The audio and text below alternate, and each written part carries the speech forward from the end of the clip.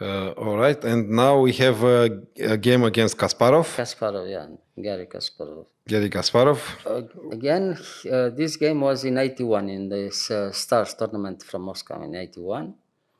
And Kasparov, of course, he was playing for a win because he wanted to win the tournament. We played somewhere in the middle of the tournament. And he was favored with white, of course.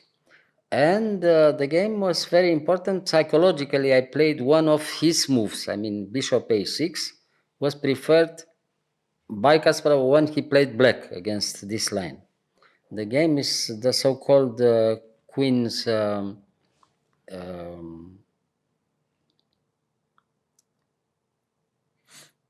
is some kind is no Nimzovich is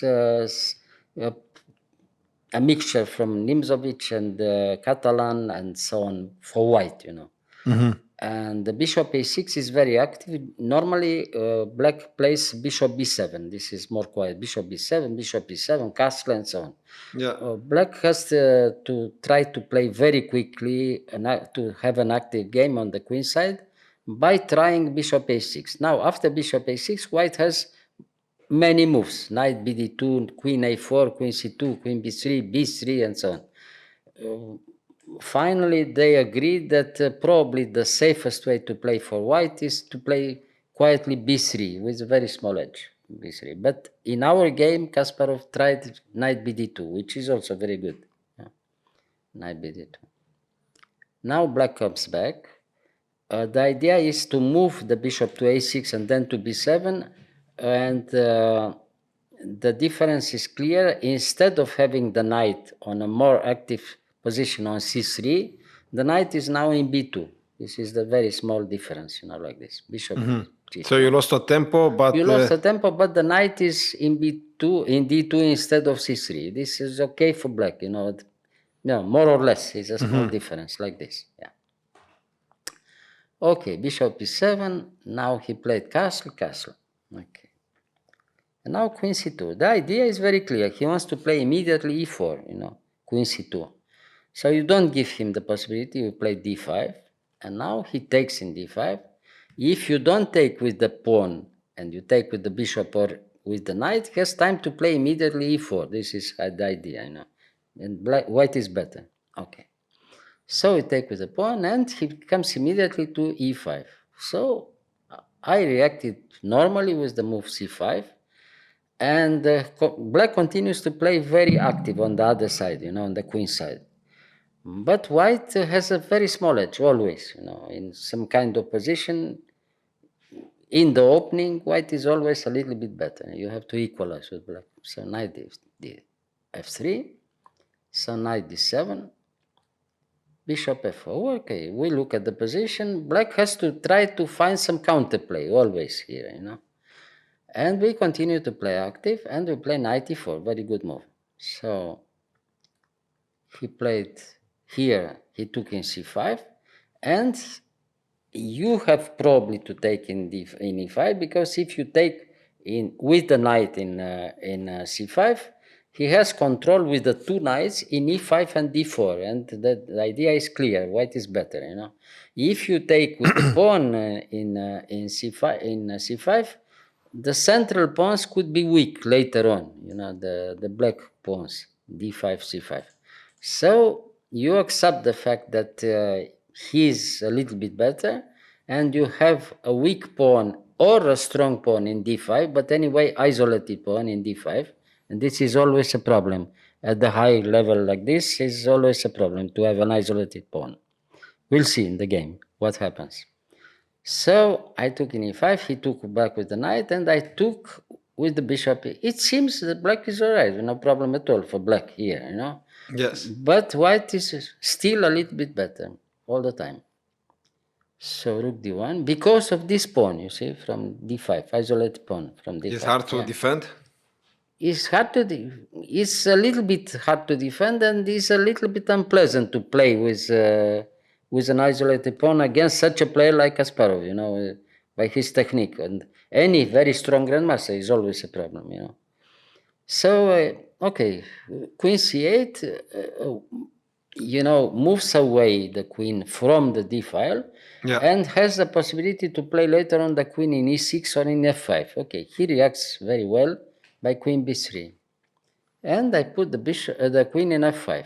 Well, again, it seems that it's not such a terrible problem for black. Black has a nice position and can play a normal game. But after knight d3, you have to decide what to do.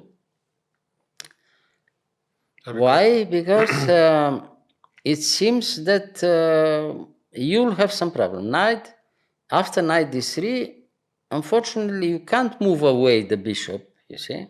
Because if you move away the bishop, let's say to d6, okay, you want to trade the bishop, Yeah. Okay, he takes in d6, you take in d6 with the knight, and then after knight f4, you lose the pawn from d5.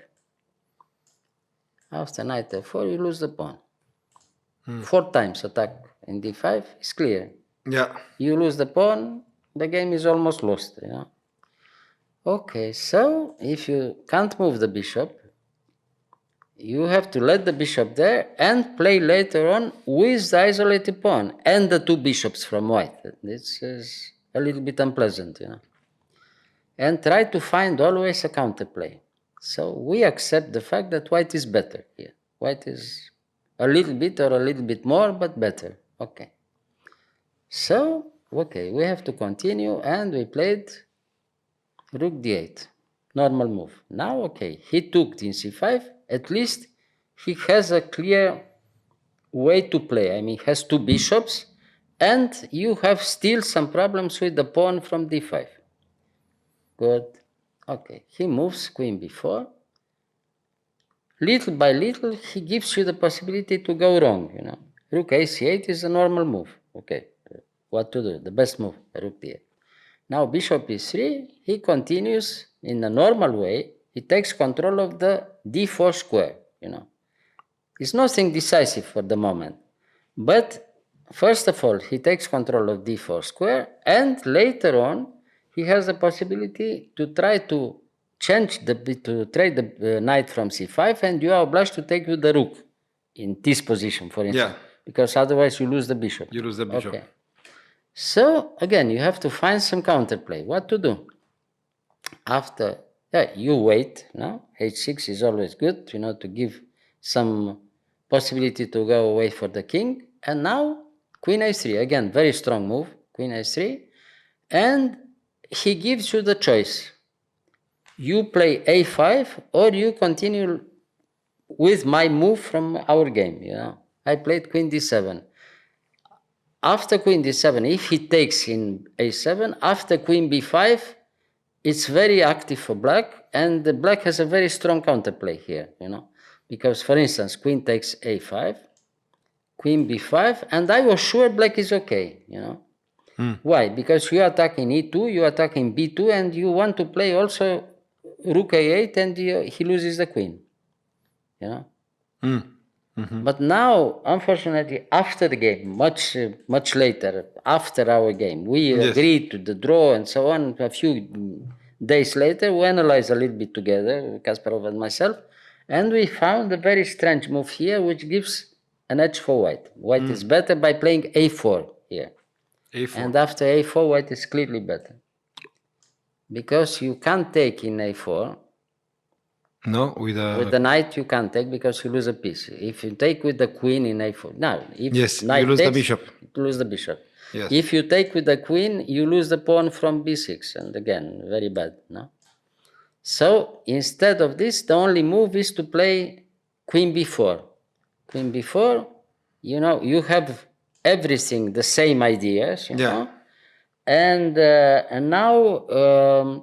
Again, it seems that black is all right, no problem at all, Yeah. But after the simple move rook c1, white is better. After rook c1. Why? Because he gives you the move. Yeah, but and you can't play there. If you play rook a8, after bishop takes c5, he saves the queen and he's better. So after this... Well, it was very difficult to see, but, he didn't see anyway. Yeah. And I didn't play the other one, a5, because I consider that after a5, b4, white is still all right. I mean, white has some edge, you know. Maybe it was better to play a5 instead of queen d7, you know. But all right, we come back to our game. And it happened like this. I mean, he didn't play queen a7, no? No. After queen he played bishop d4. Yes. Okay, and after bishop d4, I played queen b5. Okay, now is some other story after bishop d4, queen b5. He didn't take the pawn, and we have some central position for our queen. Then it's not so bad again, no? He played the bishop. Yeah, he played the bishop d4, and now No, bishop h3. And Yes. after bishop h3, I played rook c7, of course. Now, again, he doesn't have time to take in a7 because he loses the queen. Rook a8, no? So he played queen f3, again, very strong move. And I played knight e6. He criticized the move knight e6 afterwards because he said that white has very good activity afterwards. The bishop from d4 is stronger than the bishop from b7, and white has the initiative. And the position is difficult and dangerous for black. It's like this, I agree, but what to do? I mean, you have to move something and you have to find some counterplay. So we come back to our position. White is a little bit better, and he tries to prove it. Okay, he took in e6, I took in e6, queen e3. All right, so we have to move back the queen, queen e8. You have to be careful on the c file, you know, to not to give too much control. On the thread queen e6, a3 to e5, you know, it's always some kind of very strong initiative. And to be, if possible, to try to trade as many pieces as possible on the c file, you know, and hoping that the game will be even later on. So rook c1, rook c8, okay, queen e5, good. Direct attack. Well, he attacks. All right. Now rook f7.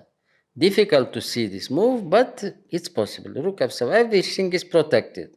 White is a little bit better, but everything is protected. So g4, he wants to take more space with g4. It's now attacking in a direct way, but it's a little bit unpleasant for black, you know. Black has always some problems, you know. So, all right, rook c6. The idea is to, you know, to control the c file, not letting him to have too much, to have control of the white squares. White has control on the black squares, and black has always some counterplay, you know, in any position. It's difficult to make a draw, but it's also very difficult to win for white, you see, as you see. So he tries to attack, you know, f4. Okay. Queen d7. h4. Okay. It seems dangerous, no? Yeah. Dangerous, even here. Coming with everything. Yeah. everything. Yes. So we want to trade the queen. Queen c7. And now, what to do? He took in c6, but I don't know if he forgot. We are both of us in time trouble here. He is in big time trouble. Myself also in some kind of time trouble, but not as big as his time trouble. You know, I mean, I have a small edge because of this. So now I had time to take in e5, and everything is clear. Black has very good possibilities to make a draw because we play without queens. We could trade queens, you know. Okay, he has to take with the bishop in e5, and I took in c6, and without queens, white is a little bit better, but not enough, of course. So we have to move back, and he played h5, king h7, no? No, rook f8, pardon. Rook f8, rook c7, rook f7, rook back, and here king h7, king f2, g6, and now he took in g6, I took in g6, and rook a3, and I think he proposed draw here, no? You moved bishop c6. Bishop c6, yes. And now draw. And now draw, yes. Well, it was very complicated game. I agree he was a little bit better all the time, after the opening, but it was very difficult to win. I mean, as I told you, it was very difficult to make draw, but also very difficult to try to win with white. Even if he had some small advantage all the time, after the opening. It was very, very interesting game. And okay, we can't say that he missed a good possibility, but he was a little bit better all the time.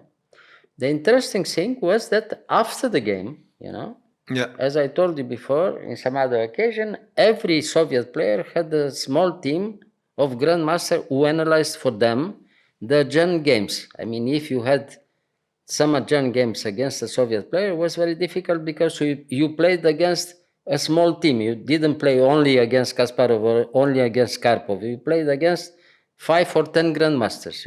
If you had the the Gen game. So, okay, we agree we made a draw, and after 3 or 4 days, he comes and he told me that his team criticized him a little bit, jokingly like this, because he agreed to a draw a little bit Too early. too early, and he had the possibility to play a little bit more. Okay, he had a small chance, but the game was still draw because here black can play later on h5, and we can trade also another pawn, and then it's finished, it's draw. But the problem was that they wanted to have some analysis at home, to see if they can find something. Yeah. And jokingly like this, I asked him, okay, I agree, white was a little bit better at the time. The position was very interesting. How much did they analyze? If they told you that the position was so interesting, they told me. Without playing, I mean, we didn't play this position. Right? Yeah. Yeah. And he told, okay, the game was very interesting. They analyzed 40 hours. What do you mean 40 hours? Without playing. So you can imagine what could happen if you have really a joint game against such a dangerous team, a Soviet dangerous team. So Because you are alone. just for fun, they analyze it for Fun. They analyzed. They said, okay, the game is very interesting. Maybe we can find something. Okay.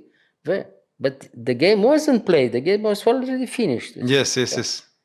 So you can imagine what would be. I was alone, and every Soviet grandmaster had a team who helped them, at least 5 grandmasters, very strong grandmasters.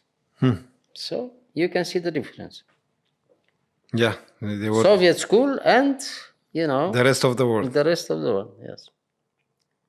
Anyway, the game was very interesting, and it was very good occasion to play against the rising star Kasparov, Later on, of course, everybody knows the matches between Kasparov, Karpov, and so on, Yeah. Yeah. Maybe somewhere he could play a little bit better. Maybe. Maybe. We showed a little bit, the moment with A4 and so. But the game was very interesting, and I agree that the variation is a little bit better for white anyway. But not enough. Well, in our game was not enough, but it was a little bit dangerous. You have to play very carefully to make a draw, Yeah, yeah. Okay. All right, Mr. Gheorghiu. You're welcome. Thank you. Yeah. Well, this high level is always like this. Yeah. Very, very Very tight. unclear until the last moment. Yeah. Yeah. Okay. Thank you. Yeah.